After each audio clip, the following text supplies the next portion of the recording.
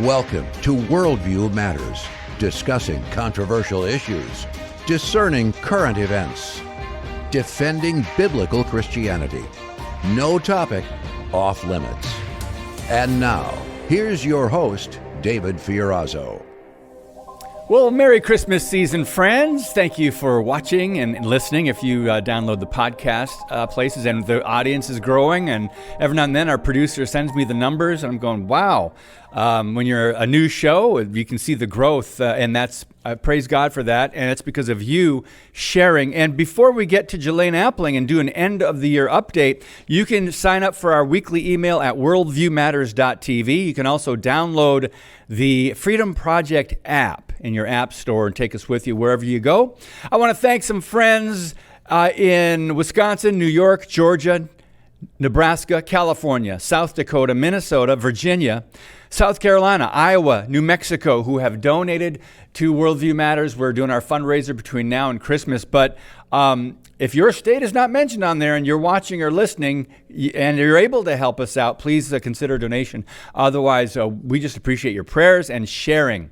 But specifically, God bless you, Brother Elvin from Appleton, Brother John from Hancock, New York, and Brian and Wendy from Freedom, Wisconsin, and Patricia from Atlanta, GA. So Georgia's in the house. Thank you guys so very much. All right, Jelaine Appling is here, president of Wisconsin Family Council and Wisconsin Family Action. We're going to do an end of the year update, faith, family, culture, and there's some Supreme Court cases and articles we want to get the latest on from Jelaine. So welcome and Merry Christmas, sister. Thanks for coming back on the show.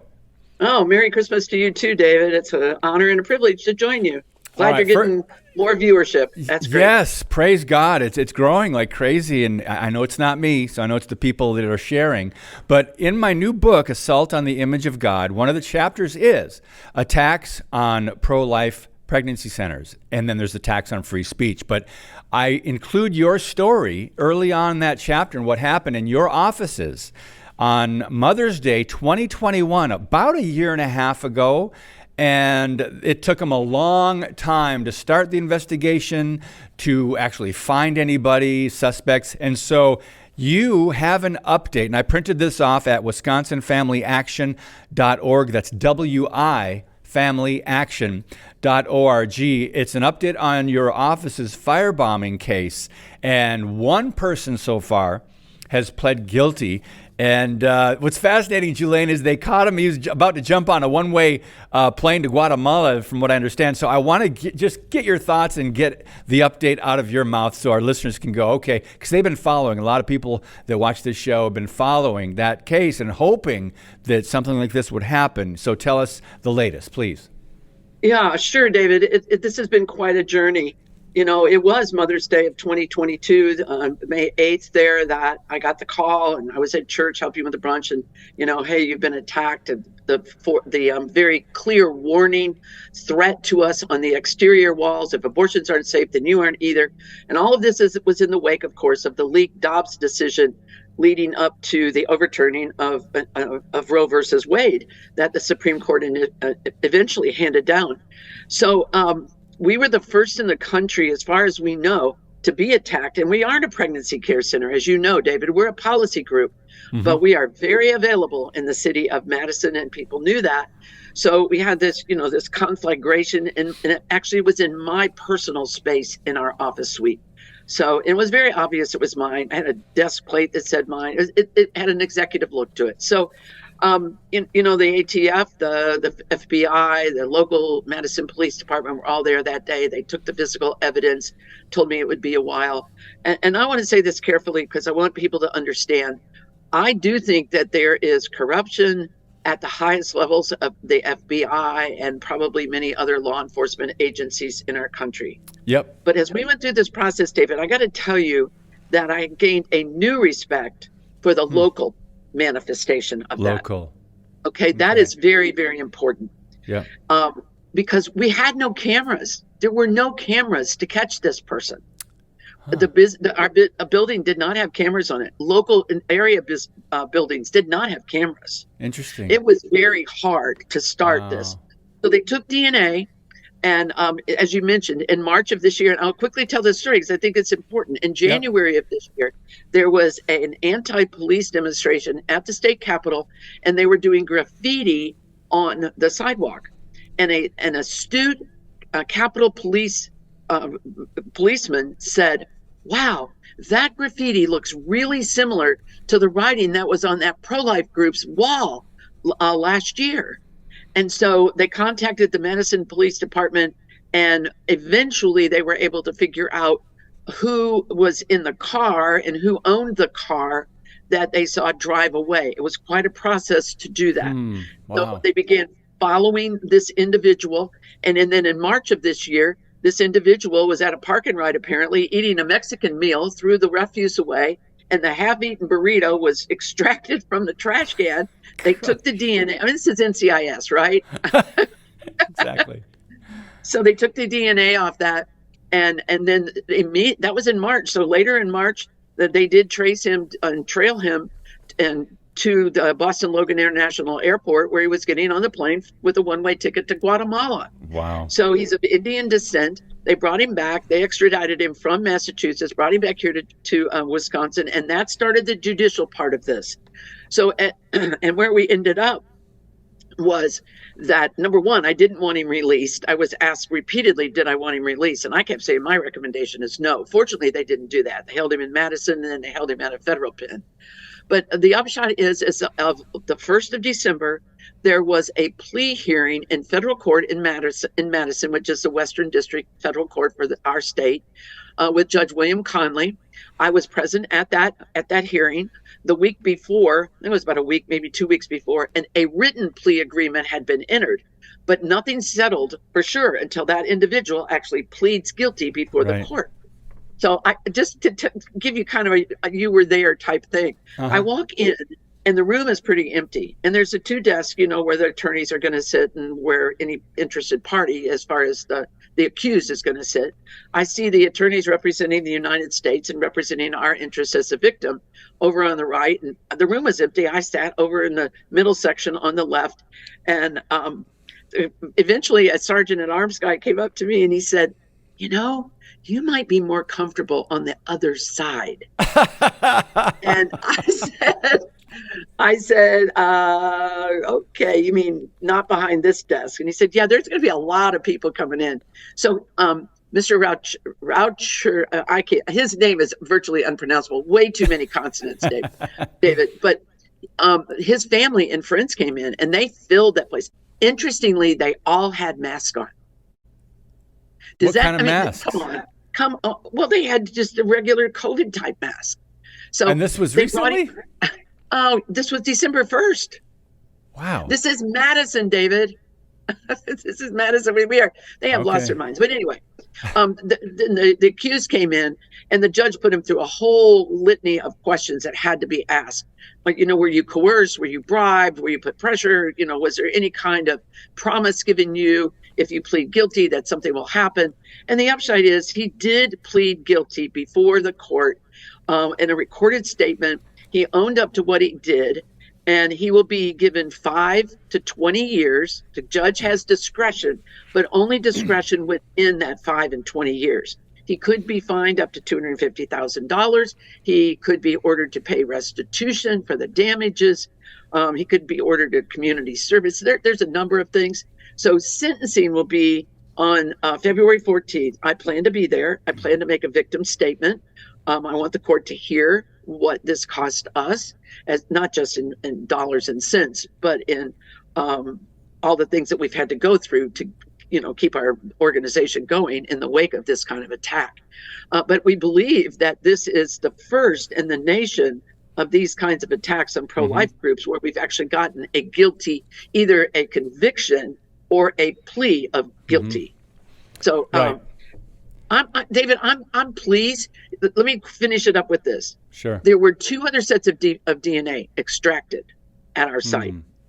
One is, and so you can tell that this is still an open case. And apparently this gentleman did not give any information about the other 2 people.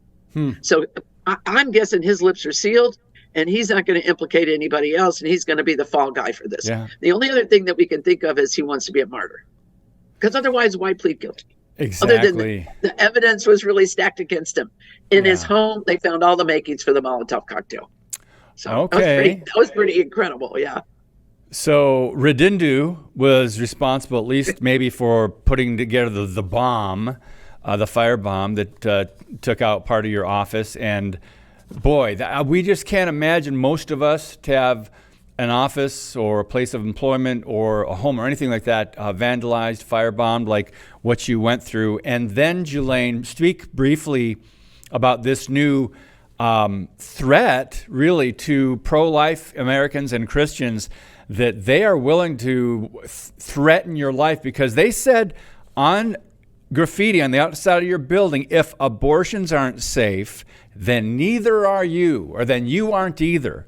So you're not safe if you're a pro-life, if you want to protect life, human life in mother's wombs, and you're doing any work against the murder agenda, the abortion agenda, you are on their enemy list, and they're being very open with their threats. We've seen this across the country. And one more thing I'd like you to respond to.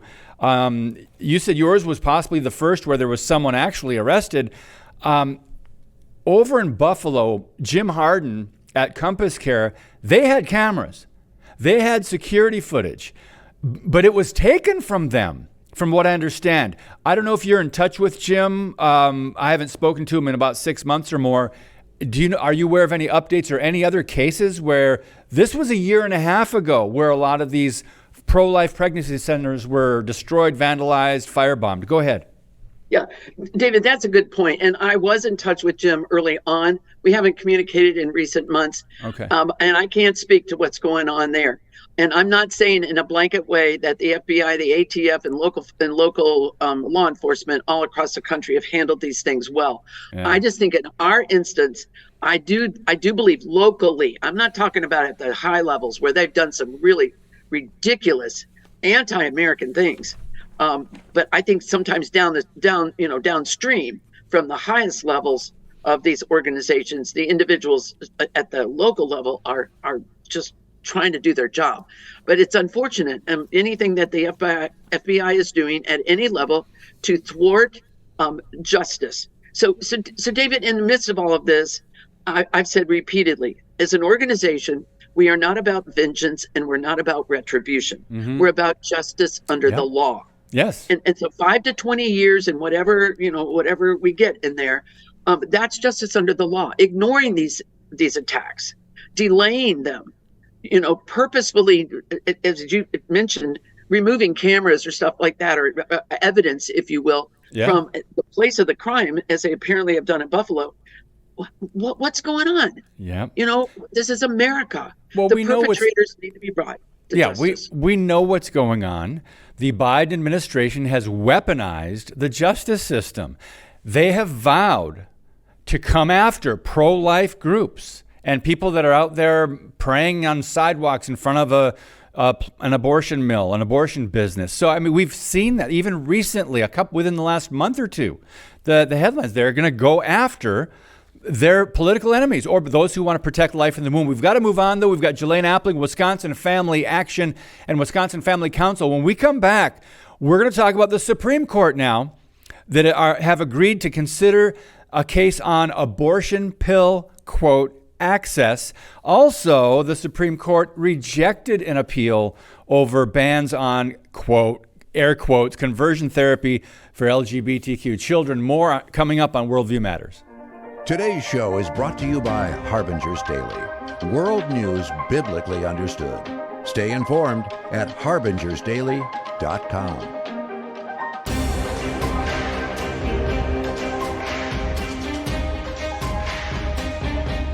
All right, Jelaine Appling, our guest. Let's go over to the Supreme Court and talk about this case that's fascinating. And I want to hear your thoughts on the potential repercussions on this. So they decided, the Scotus, to consider a case on abortion pill access. And Jelaine, I love that word access. We could really talk about what that means. But the case will determine the future of this, one of the drugs, one of the abortion pills, and the first major abortion issue to reach the Supreme Court since Roe v. Wade was overturned. So your thoughts on this right off the top? Okay, so I'm going to peel off from what we were just talking about. The people who want to kill the unborn are relentless. Yep. Their first reaction to the people who don't agree with them is two things: violence or lawsuits. That's the way they roll. That's how they play. And they found the courts very, very sympathetic to them. Yep. So one of the things that happened during COVID was a relaxing of some of the restrictions on access to the RU-486. RU-486 is that two-step process that creates a chemical abortion. And what's happening is there are states that are trying to say we need to roll this back because this drug is not safe. And the advocates for abortion, David, are saying, hey, wait a minute, the FDA approved it. But we are seeing more and more and more reports where women are suffering from effects from taking this very, very potent drug. And as I said, it's a two-step process. You take one part of it one day, and then 24 hours you take the next. And by the way, there is a pill you can take between those two if you have regret, to reverse that. But yeah, and that's hidden too. I mean, they want to do everything they can to hide truth and keep women from making wise, informed decisions. Yeah. So what's happening is the Supreme Court actually got the case a little earlier, and they refused to say, okay, we're going to stop this wholesale access to it. And now, as of yesterday, it was yesterday or the day before, I think it was yesterday, they said, no, we are now going to hear this full case. And we're going to determine whether we need to, based on the evidence that's coming in from the FDA and coming in from those of us like us, David, who are saying, no, this is a dangerous pharmaceutical. Not only does it kill the preborn, it also has very, very dangerous effects for women, and they're not fully informed. Now, one of the things, just real quickly to put this in a state context, in Wisconsin, we have a telemed ban, which means in theory, women can't just jump on the internet, find some a pro-abortion doctor, say, yep, I'll give you the RU-486. No problem. I won't have to see you. I don't have to examine you. I'll just send it to you. We technically have that in place. But what we know about this drug, by the way, is women are now getting it from places like India. What do you think the quality control is coming out of India? Oh, my goodness. What could go wrong? So this is good. This is good, right? The Supreme Court is going to do it. Now, I want to make sure everybody understands we have no guarantee on this Supreme Court because they have shown themselves to be willing to take votes that we didn't necessarily think some of those conservatives would take. Yep. This is a test to see, all right, you overturned Roe, but how far are you willing to go on something like a chemical abortion? So David, you talk about access. Does access mean that there is then a constitutional right to access? Because what did the court say about abortion? That the U.S. Constitution does not have a right to abortion in it. But I believe RU-486, as much as it creates an abortion just like a surgical abortion. So let's watch this case. Should be done by the end of end of June next year. So it wraps up, and we'll put this on the screen. I think Jeff already put it up on the screen. This one I have from The Guardian. U.S. Supreme Court agrees to consider abortion pill access. It wraps up by saying, ultimately, regardless of how the Supreme Court rules, its decision will not curtail the thriving underground networks that routinely supply, is it mifepristone? Is that how you say it? Mifepristone? Mifepristone to women looking to end their pregnancies or women looking to eliminate the babies from their wombs. So, and I like the way they put it. It will not affect the thriving underground networks. That's going on. And by the way, I've been reading some numbers. Planned Parenthood has gotten more money since Roe v. Wade was overturned. The Biden administration has seen to that. Abortion funding is I think at record levels, if I'm not mistaken, between federal dollars and their revenue. So let's just understand, we want to raise awareness about this and keep an eye on that case. Jelaine, the next case talks about and appeal over bans on conversion therapy. Boy, have they done a good job of really framing that as such an evil thing to do to children, conversion therapy. What does that mean? Tell us about this case and why did the Supreme Court reject this appeal? David, this is interesting to me. And I do think it hinges on, just as you described, how people perceive what conversion therapy means. Yeah. Conversion therapy is not shock therapy.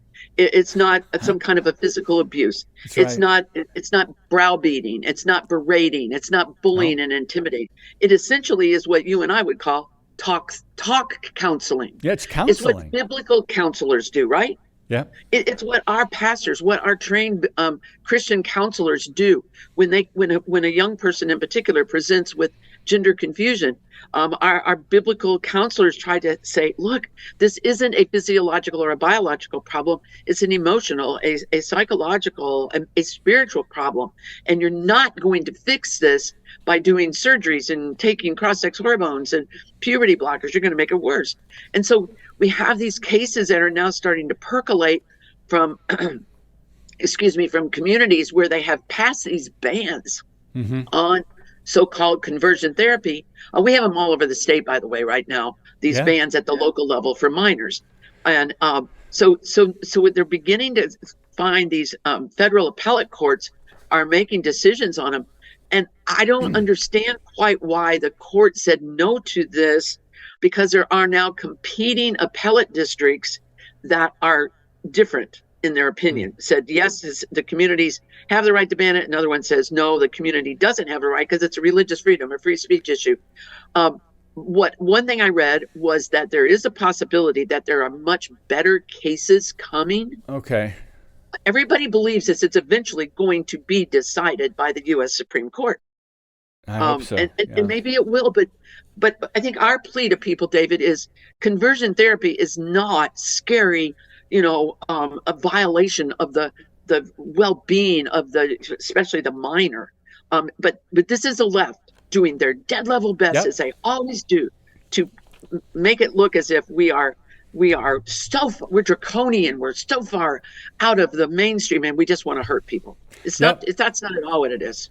Yeah, and they've changed public opinion through talking points, through propaganda, through just extreme exaggerations. And what we're talking about, friends, is if a young person believes they are gay or lesbian, or let's just say they believe they were born in the wrong body and they think they should, they're attracted to men or attracted to women of the same sex, it means they're saying you better dare not counsel them any other way other than the direction they've already started to go. So let's talk about Washington State, Jelaine. Apparently licensed counselors cannot voice anything other than state-approved opinion on minors with, for example, gender dysphoria without facing punishment. So what is state-approved opinion? Yeah, that's whatever the government says you are allowed to tell it. So this is communist policy in America. That's just what this is. When you're banning the truth, what we believe is the truth biblically from the biblical worldview, but you're not able to share a possibility that they might be normal and be attracted to the same sex when they're going down this road. Share your thoughts on that. This is really dangerous. I know that's in Washington. Look, there's a reason I don't live on the West Coast. This is just one. But that is what they're trying to do. They're trying to say that the only people that have the right answers are the people in government, the leftists that get elected to these or appointed to these bureaucracies, are in decision-making positions. That's how all of ours around the state are worded pretty much.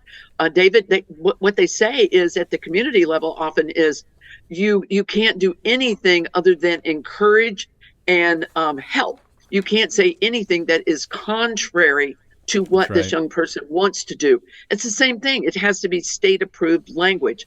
Leftist, liberal, Marxist, call it whatever, humanist, whatever kind of label we want to put on it. It's absolutely wrong. It's an abrogation of freedom of speech, an abrogation of religious freedom, and shame on Washington State, and any other state that has put this in at the state level. We've avoided it here at the state level. There have been bills introduced that would do that, but because of the makeup of our state legislature right now, they're not going anywhere. So these are things that at the community level, at the state level, at the national level, we all need to be paying attention to. Okay, so we're running out of time quickly, and there were a couple other stories we wanted to get to. So we've got one from the Wisconsin Supreme Court, and there's another one. A judge ruled on Wisconsin's pre-Roe abortion law. What one do you want to tackle first, Jelaine? Let's just real quickly do the school choice. Okay. There was a lawsuit filed directly with the state Supreme Court, skipped the lower courts completely last month, saying that the school choice program, our voucher program, which is wildly successful, especially for lower income families to give their kids the best education, is unconstitutional. Here's the reason, David, because it's taking money from the public schools. So it's all about money. It's not, that's really what it's all about. And so what's significant here is that yesterday, our state Supreme Court, now liberal, now leaning liberal 4-3, said, nope, not going to take it directly. If you want to do this, you got to go start down at the lowest court and work your way up. So for right now, at least, our school choice program is safe here in Wisconsin. Okay, well, that is good news. And like I said, they're going to be working on it. They never stop. Now they just have to go to the lower courts. So what about the judge that ruled on the pre-abortion law in Dane County? Well, she's had this case since 4 days after Roe versus Wade was overturned in 2022. And finally, now that the Supreme Court is liberal, she's begun moving on it. And she says that the entirety of 940.04, which is our pre-Roe abortion ban, is not about abortion. It's about feticide, which would mean the killing of the preborn without the consent of the mother. No, that statute is labeled abortion. It applies to abortion as we know it. Meaning consensual abortion, where the mother goes in and intentionally says, I want an abortion. I don't want to carry this child. This judge has it completely wrong. We'll see what happens. The plaintiff, there were 3 plaintiffs, a DA from Madison, DA from Milwaukee, and the DA from Sheboygan County, good guy in Sheboygan County. And he says, I'm going to appeal. So that's encouraging. We'll just see how it goes. Yes. Well, you can get info on that if you want to get the details on the update. Go to wifamilyaction.org. You've got it on their website there, Jelaine. Boy, it went by fast. Thank you again so very much. I know people can also make end-of-year donations to Wisconsin Family Council or Wisconsin Family Action. God bless you. Have a Merry Christmas. Lord willing, we'll talk to you in the new year early. Absolutely, David. God bless you and Merry Christmas too. Thank you so much. Jelaine Appling. All right, I don't think I mentioned this mug today. You can get one of these if you'd like to send in a gift before the end of the year. We're raising production costs for Worldview Matters. Worldview Matters on one side, and on the other side is my tagline, which I'll say in just a minute. But anything over a $200 donation, and I know that's a lot for many people, so we don't expect everybody to jump and give money, but if you're able to, we would love to have you and just send this thank you to you. I know you don't give to get, because it is the season of giving. And also $25 a month will also get you that mug. So thank you again so very much, not just for your prayer support, but for sharing this show and getting the truth out there. We are so blessed by you guys. So as always, God bless you, Merry Christmas, and keep speaking the truth about things that matter.